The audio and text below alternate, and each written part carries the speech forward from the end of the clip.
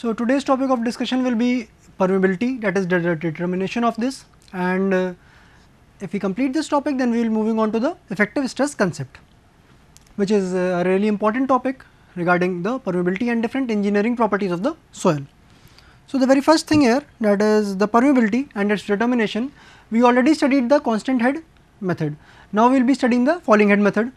So, in this method, what is the sequence, like what happens in there is the initial head difference, that is H1 at time T1 is equal to 0 is recorded, and then water is allowed to fall through the soil specimen, and after a certain time T2, that is some times, let us say time T, that is the time is T2, that another the head difference, the water that has fallen is again recorded, that comes out to be H2.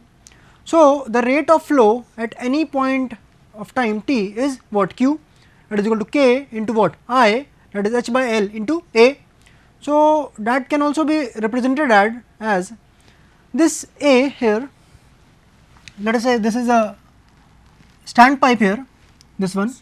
So, in this standpipe its cross sectional area is A, and this is the length L where the piezometers are, like piezometers are tapped here.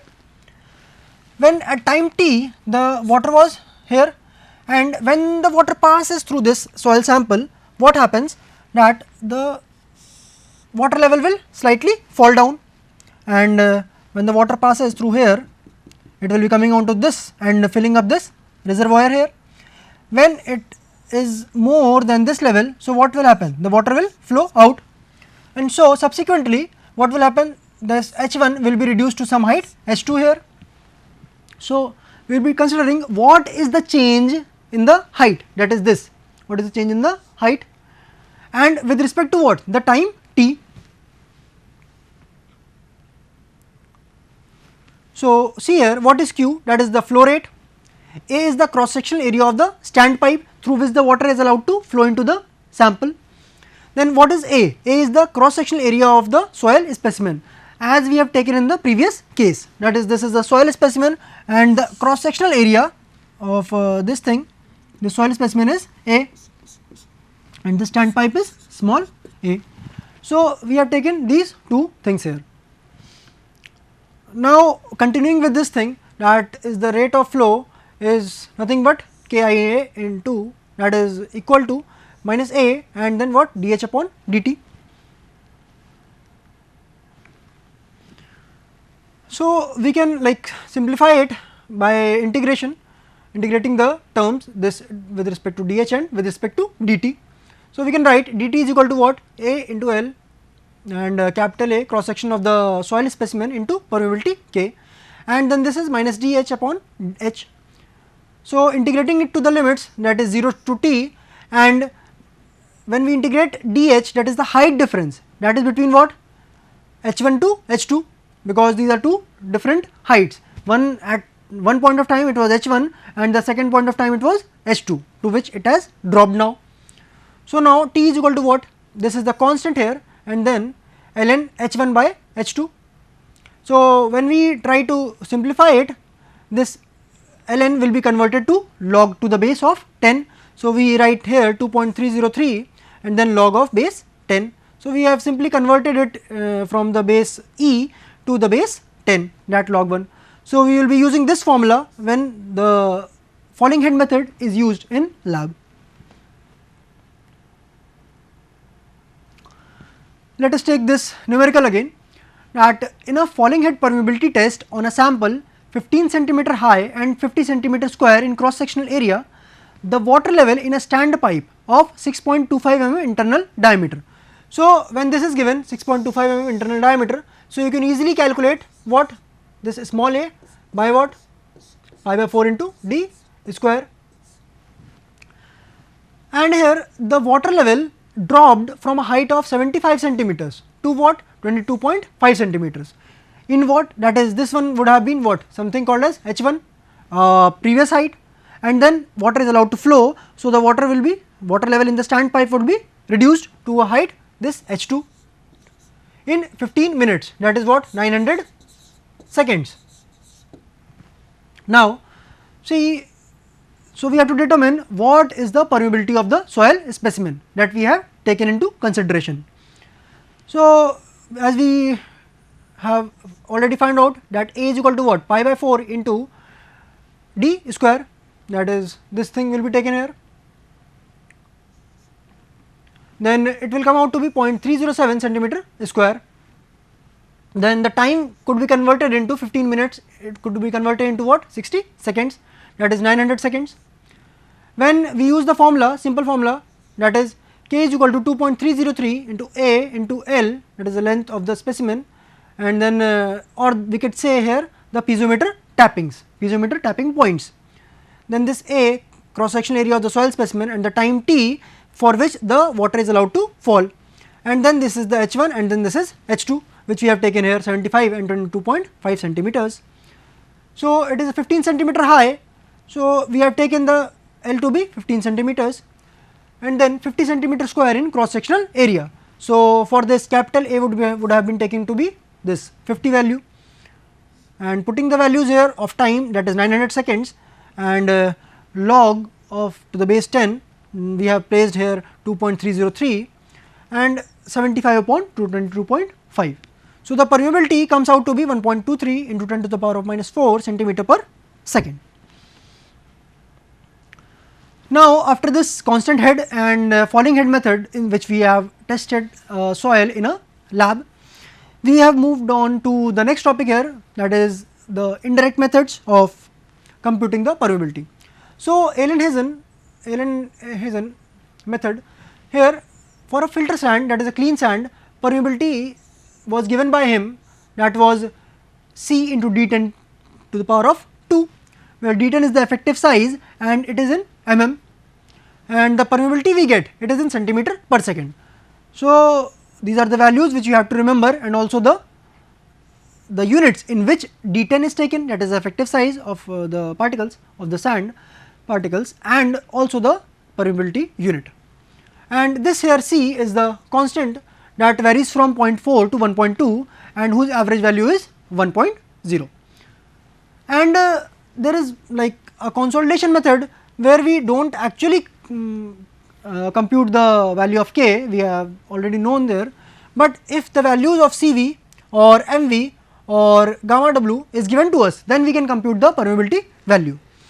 Understand here that Cv is what, nothing but coefficient of Cv is nothing, here it is k is nothing but what, coefficient of permeability, Mv is what, coefficient of volume change, and then this gamma w is what, unit weight of water, and by this we could have easily found out the value of permeability. When we talk about this in situ methods, pumping out method, these methods are suitable for large area of influence. In this test, water is pumped out from the medium in order to determine its permeability. Sir, simply here listen that there is one method, this is pumping out method, and there will be another method where we have to pump in the water, and by pumping in the water we will be determining its permeability. So, permeability determination by pumping out method, we will be looking for what, whether it is an unconfined aquifer or a confined aquifer. For this confined aquifer, you have to understand that let us say this is impermeable, and then this lower layer is also impermeable, and it has been like confined here. So, water is filled here along with the soil solids,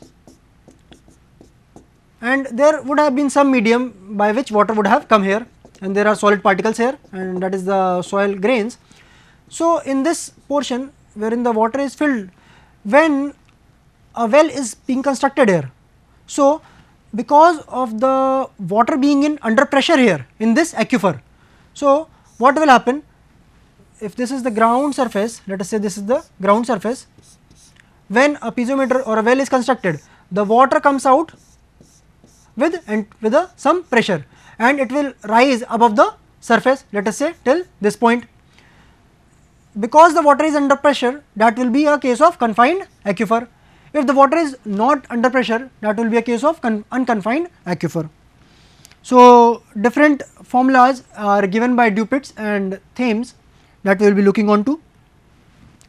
When we talk about this Dupitz theory, for unconfined aquifer and Thames theory, the formula is given as pi into k into h square minus h naught square, that is observation well here, and then this 2.303 log of base 10, and this is one radius of influence that will be there, and then this radius of the other RW well, that is the observation well here.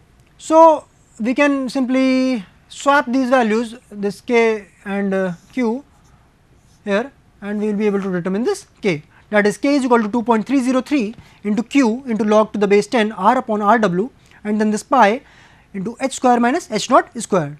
We will be seeing the denotions in the coming numerical. And then this Thames theory here for an unconfined aquifer here, which we talked about, unconfined aquifer here, where the water is not under pressure. So, here q is equal to what? Pi k into h2 square minus h1 square. So, here we will be taking two observation wells and we will be noting down the different values. Here 2.303, it is in denominator, log to the base 10 R2 by R1, and similarly k is equal to what? 2.303 q, simply we have swapped the values here and interchange the values here, and what do we get? 2.303 into q into log to the base 10 R2 by R1 and pi h2 square minus h1 square. Now, considering the confined aquifer thing, let us move on to the confined aquifer. What is the formula that has been given there? So, for this Dupuit's theory, it is 2 pi k d into h minus h naught, this we will be seeing in the numerical what is d, and then 2.303 log to the base 10 r and the radius of observation, radius of influence of the observation well, this is the RW. Then simply utilizing this and interchanging the values, we get k is equal to 2.303 into q into log to the base 10 r by RW upon 2 pi d into h minus h naught.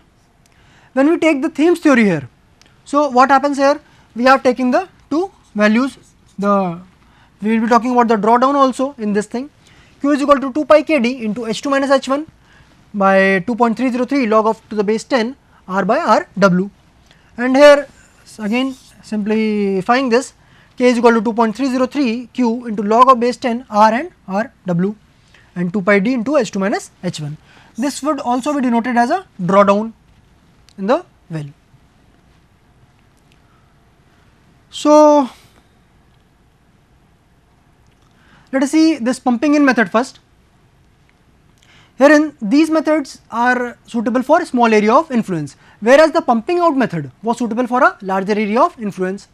In these tests, water is pumped into the medium under constant head in order to determine its permeability. So, see, we will be here discussing about the two tests here, that is the open end test and a Packer's test. In this open end test, an open end pipe is driven into the medium to be tested and soil is taken out from it. We will be seeing how does it happen, and then water having a temperature slightly greater than the temperature of groundwater is pumped into the medium through the well under constant head to determine its permeability. So, this is the process of open end test. When we talk about the Packer's test, in this test pipe plugged at the bottom and perforated over the surface by the distance of L from the bottom is driven into the medium. This distance of L we will be seeing what is there, is driven into the medium and water is pumped into it under the constant head to determine the permeability of the medium. So, we will be looking onto this pumping in method, that is open end test and Packer's test now. When you talk about this open end test, see here water is pumped into it, this is a pump in test, water is pumped into it, into the, let us say this is the soil or the medium which we have to consider.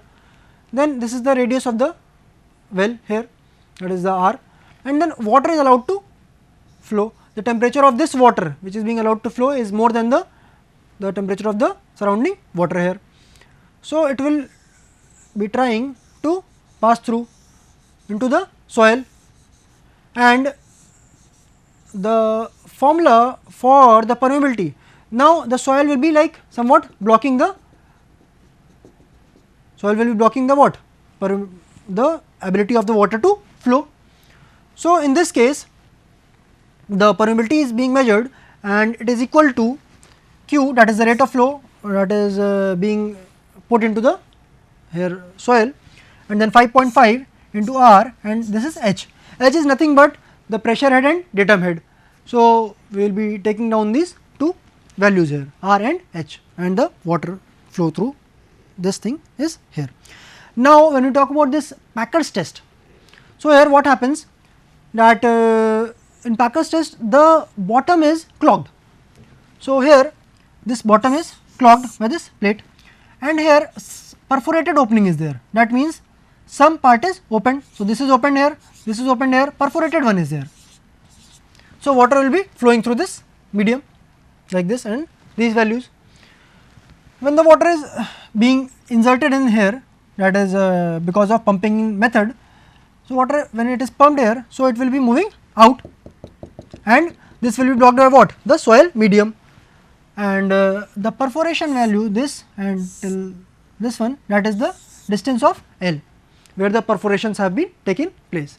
When L is 10 times, like more than 10 times of R, then K is equal to what?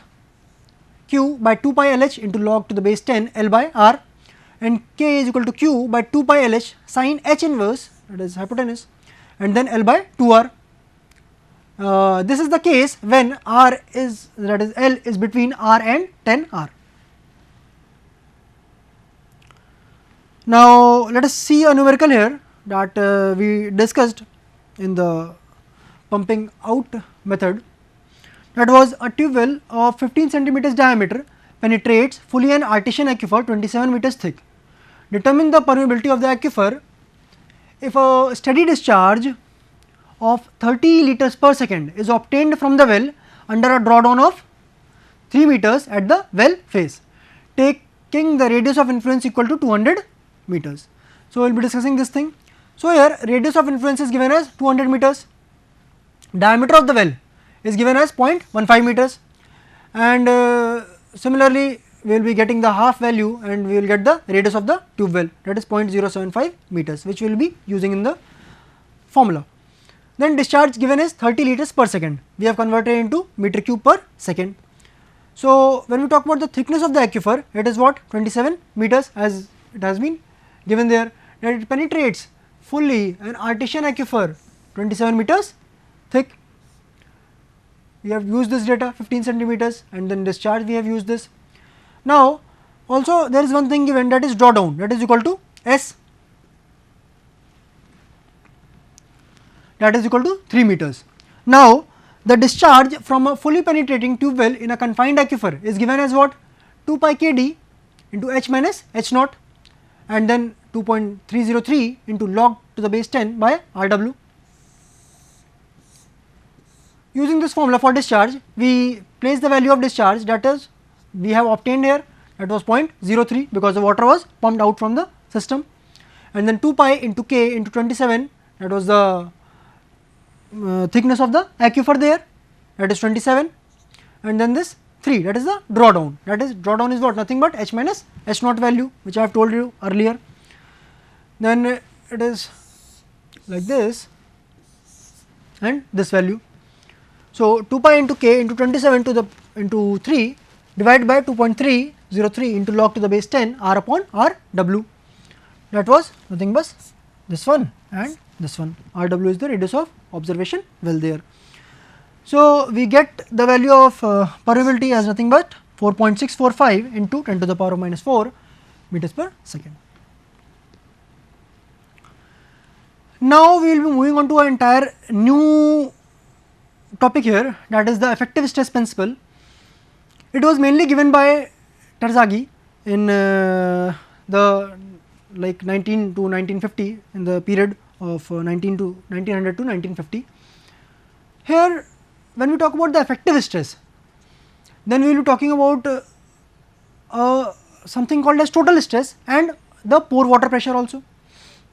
These are three terms which we will be discussing, but before discussing this effective stress, we will be discussing the total stress and the pore water pressure. So, understand here first that we will be talking about some basic things, that is like Terzaghi was the very first person to tell about the effective stress principle, and also this was a like a landmark, because many things which were evolved in the field of soil mechanics was due to this effective stress principle. We will be seeing in later modules that the engineering properties of the soil are nothing but a function of what? Effective stress, like which we talk about the engineering properties, it can be consolidation or the bearing capacity or the settlement or the shear strength or the compressibility. So, when we talk about these things in the coming modules, so we will be discussing there how these are the functions of effective stress. But the very first thing you understand that, let us say if there is some soil and let us say some load is placed here, so some stress will get induced, and in this entire soil, if we consider this section, some stress will get induced at this section also.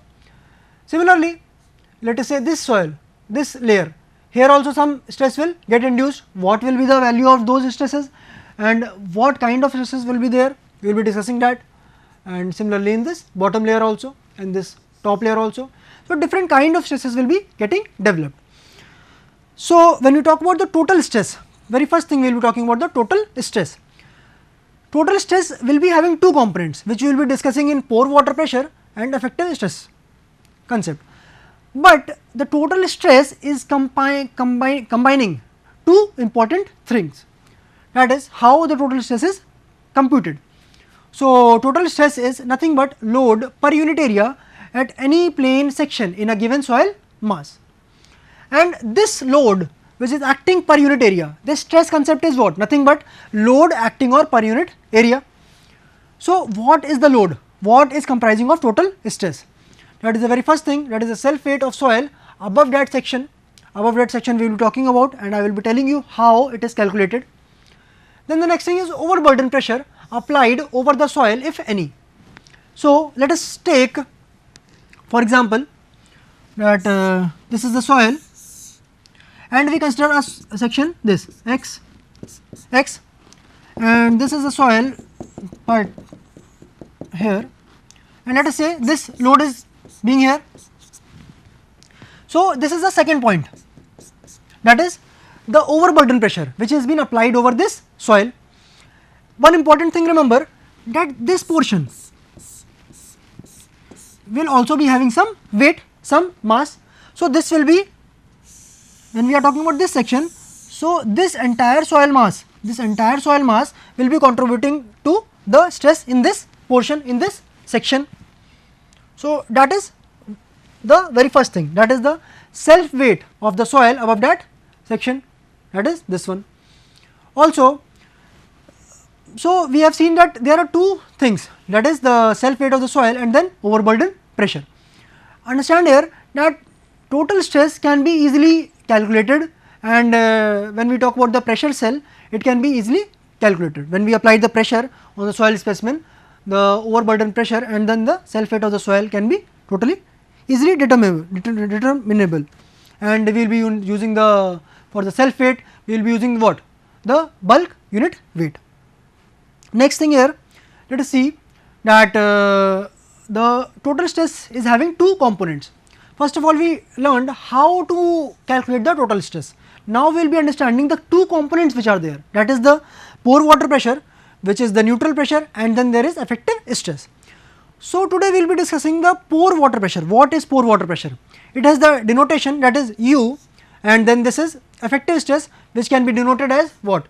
Sigma dash or sigma bar. Wherever I write sigma dash or sigma bar, understand that we are talking about this effective stress, and whenever we are talking about this simply sigma, that will be the value of total stress.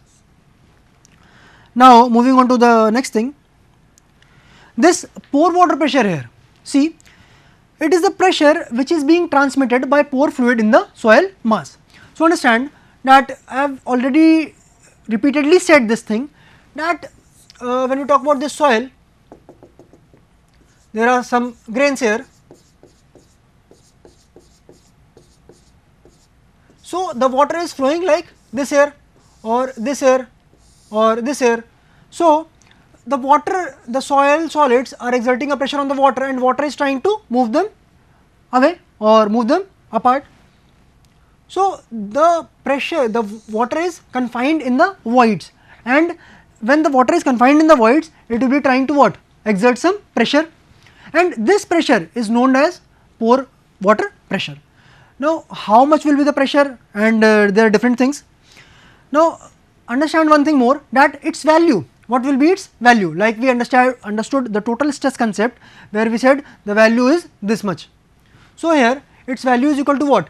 Weight per unit area of the water above the concerned section. So, as we discussed the very first thing in the total stress, what do we discuss there? That in that point, the one thing was what? Nothing but overburden pressure, and another thing was the concerned section. When we talk about the concerned section, like this is a soil mass and we talk about this concerned section. So, what happens there in that concerned section? We will be talking the self weight above that section, we will not be talking about the lower section there. So, here also it is the value of water, weight of water, that is the per unit area above the concerned section. So, let us take, if this is the soil and if you have to find out at this, if you have to do analysis at this section, so what will be the pore water pressure here? We can simply insert a piezometer at this level and the water level to which it rises, it can be this or somewhat this or somewhat lower value, whatever it the value of water, whatever the pressure will be there, it will be rising to that level. So, this will be considering the section above this XX section, the soil mass above this section. So, pore water pressure is nothing but what? Nothing but the weight of the water that we are considering above that concerned section. So, when we talk about this thing, so let us take here, that is this H1 here, then this H2 here, but the water level is this much. So, we can easily say that the pore water pressure is nothing but U, that is equal to nothing but what? The height and then into the unit weight of water. So, we will continue further in the subsequent slides in the next topic and next lecture, the effective stress and the further principles. Thank you.